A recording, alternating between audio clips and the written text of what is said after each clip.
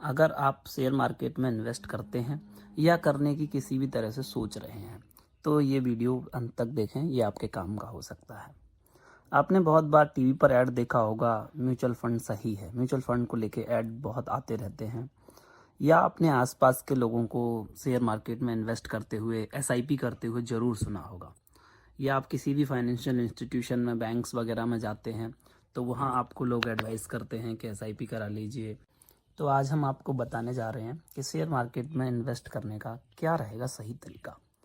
सबसे पहली बात तो हम ये जानते हैं कि हम लोग क्यों इन्वेस्ट करते हैं। कहीं भी शेयर मार्केट हो, एफडी हो, प्रॉपर्टीज़ हो, तो इन्वेस्ट करने का हमारा बेसिक पर्पस होता है कि अपने पैसे को मल्टीप्लाई करना, ग्रो करना। और ग्रो करने की रेट मिनिमम वो होनी चाहिए जो कि मार्केट के इन्फ्लेशन को बीट कर सके। अगर मार्केट में इन्फ्लेशन की रेट है 3%, 4%, तो आपका जो ग्रो होना चाहिए वो कम से कम होना चाहिए 6-7%, तभी तो आपको फ़ायदा होगा। अगर इन्फ्लेशन का रेट है 6% ईयरली, 7% ईयरली, तो आपका पैसे ग्रो करने चाहिए 10%, 12%। इन्फ्लेशन को बीट करने का बेसिक पर्पज़ वही है कि आज आप जो लग्जरी खरीदना चाहते हैं, कुछ खरीदना चाहते हैं, बच्चों की पढ़ाई में के लिए पैसे सेव करना चाहते हैं, फ्यूचर के लिए जो भी सेविंग करना चाहते हैं, तो उन सब चीज़ों की कॉस्ट आज जितनी है, तो आपका पैसा जिस रेट से बढ़ रहा है उसी रेट से उन सब चीज़ों की कॉस्ट भी बढ़ेगी फ्यूचर में। तो अगर वो चीज़ आप आज अफोर्ड नहीं कर पा रहे हैं, तो फ्यूचर में अगर इन्फ्लेशन को आपका इन्वेस्टमेंट बीट नहीं करेगा तो फ्यूचर में भी आप उसे अफोर्ड नहीं कर पाएंगे। तो पहला ज़रूरत ये है कि आपका पैसा इन्फ्लेशन की रेट से ज़्यादा स्पीड से ग्रो करे। अब इससे भी ज़रूरी बात ये है, पैसे बढ़ाने से, पैसे को ग्रो करने से भी ज़्यादा ज़रूरी है पैसे को बचाना, रिस्क मैनेज करना। अगर आपका जो पैसा है आपने ऐसी जगह कहीं इन्वेस्ट कर दिया जो बढ़ने के बजाय रिस्क पे आ गया कि और कम हो गया, घट गया, लुट गए आप, तो बहुत ही डेंजरस है। तो इससे सबसे पहली ज़रूरी चीज़ है फाइनेंशियल सेफ्टी। अब हम आपको बताने वाले हैं कि अगर आप शेयर मार्केट में इन्वेस्ट करना चाहते हैं, शेयर मार्केट जनरली एक्सपेक्ट किया जाता है कि 10%, 12% तक के एनुअली रिटर्न दे देता है लॉन्गर टर्म में।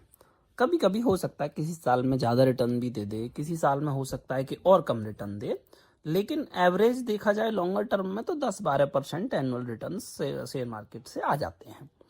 अब शेयर मार्केट में इन्वेस्ट हम कैसे करें? तो दो बहुत ही प्रचलित तरीके हैं। एक है म्यूचुअल फंड में एसआईपी करना, एसआईपी या लमसम इन्वेस्टमेंट भी कर सकते हैं।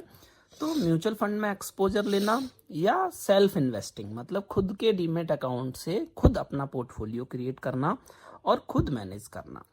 अब इन दोनों में से हमें क्या करना चाहिए, क्या है आपके लिए बेहतर, ये हम आपको बताने वाले हैं।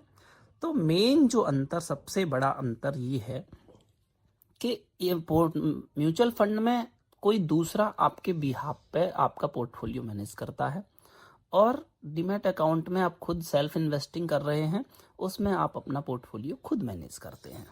अब इससे पहले कि मैं आपको दोनों तरीकों में अंतर डिटेल में समझाऊं, एक छोटे से एग्जांपल से आपको हिंट दे देता हूं कि अगर आप अपने मन में एक बात सोचिए कि आपको कहीं दूर जाना है और बाई एयर जाने की आप सोच रहे हैं, लेकिन अगर आप खुद प्लेन उड़ाना नहीं जानते हैं तो आप क्या करेंगे? अगर आप खुद प्लेन उड़ाना नहीं जानते हैं तो यही करेंगे कि किसी ऑलरेडी जो एयरलाइंस चल रही हैं, एक एक्सपर्ट पायलट के साथ आप बैठकर जाएंगे, वही आपको सुरक्षित आपकी जगह तक पहुंचाएगा। अगर आप खुद से प्लेन उड़ाना जानते हैं और सोचते हैं कि हम पायलट से बेहतर उड़ा सकते हैं, उससे ज़्यादा सुरक्षित पहुंच सकते हैं, तभी आप सोचेंगे कि मैं खुद से प्लेन उड़ा के जाऊंगा। अब हम बात करते हैं दोनों तरीकों में क्या डिफरेंस है। तो सबसे मेन डिफरेंस है म्यूचुअल फंड में। देखिए क्या होता है कि अगर आप इन्वेस्ट करते हैं, एसआईपी करते हैं, छोटा छोटा अमाउंट आपका हर महीने डिडक्ट होता है और उसको एक प्रोफेशनल कोई मैनेज करता है कि कहाँ उसको इन्वेस्ट किया जाए। तो आपने देखा होगा कि म्यूचुअल फंड की जो स्कीम्स होती हैं वो बहुत डाइवर्सिफाइड एक्सपोजर लेते हैं। कई सारे सेक्टर्स में, कई सारी कंपनियों में वो लोग पैसे को इन्वेस्ट करते हैं और उससे आपका रिस्क कम हो जाता है। क्योंकि अगर कोई कंपनी डूबेगी, कोई लॉस में जाएगी, तो अगर उन्होंने बहुत सारी 60, 70, 80, 100 कंपनियों में निवेश किया हुआ है, तो ऐसा नहीं हो सकता कि सारी कंपनियां एक साथ डूब जाएं। तो आपका रिस्क कम होता है।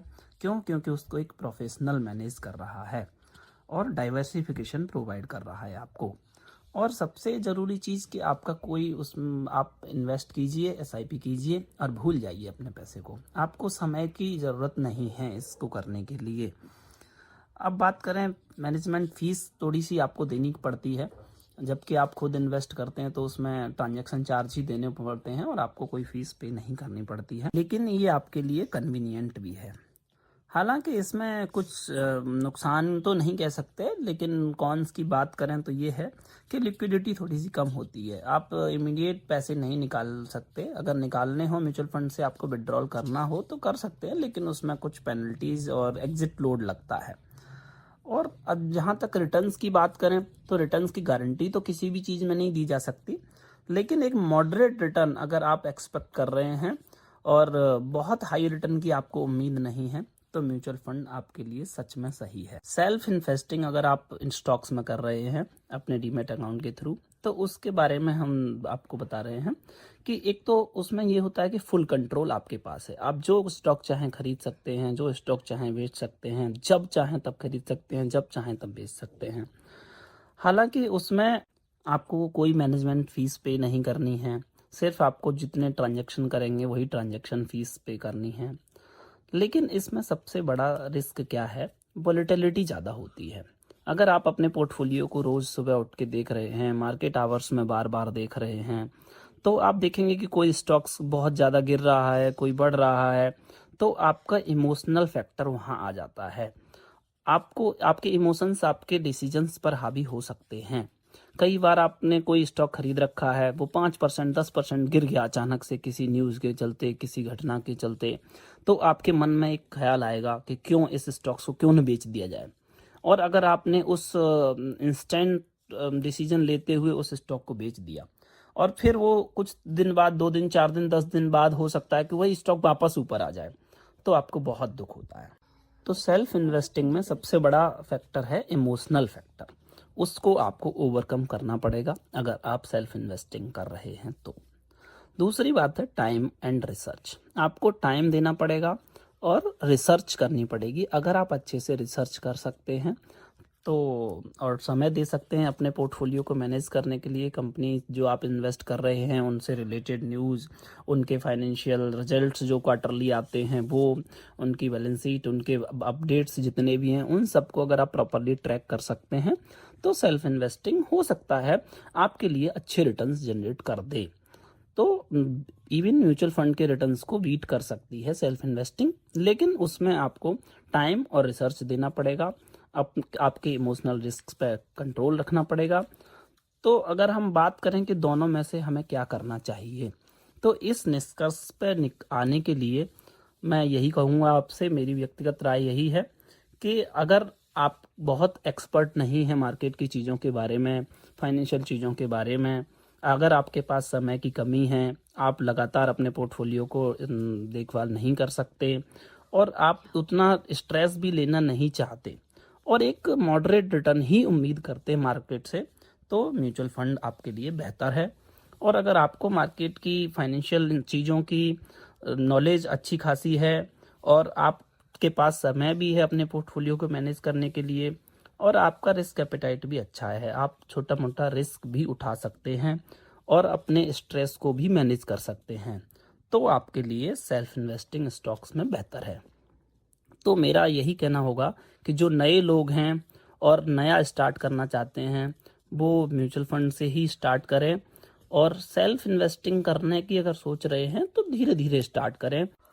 अच्छे स्टॉक्स में सही रिसर्च के बाद पैसे लगाएं और उस रिटर्न्स को ट्रैक करें कि क्या आपका रिसर्च जो आपने किया है वो सही साबित हो रहा है और वो बेंचमार्क इंडेक्सेस को बीट कर पा रहा है कि नहीं। अपने म्यूचुअल फंड में भी जो छोटे मोटे इन्वेस्ट साथ में करते चलें और उन दोनों को कंपेयर करें कि क्या आप म्यूचुअल फंड से बेहतर रिटर्न जनरेट कर पा रहे हैं। और अगर आप अपने म्यूचुअल फंड से सही रिटर्न जनरेट कर रहे हैं, अपने रिस्क को मैनेज कर रहे हैं, आपके पास पर्याप्त समय है अपने पोर्टफोलियो को मैनेज करने के लिए, आप अपने पोर्टफोलियो के जो अचानक उतार चढ़ाव होते हैं उनको अगर मैनेज कर सकते हैं तो आप बेहतर रिटर्न जनरेट कर सकते हैं। और उम्मीद करते हैं कि आपको वीडियो अच्छा लगा होगा और फ्यूचर में भी इस तरह की हम आपको जानकारियाँ देते रहेंगे। आप किसी पर्टिकुलर टॉपिक पर अगर जानकारी चाहते हैं तो कमेंट बॉक्स में कमेंट करें और चैनल को सब्सक्राइब ज़रूर कर लें।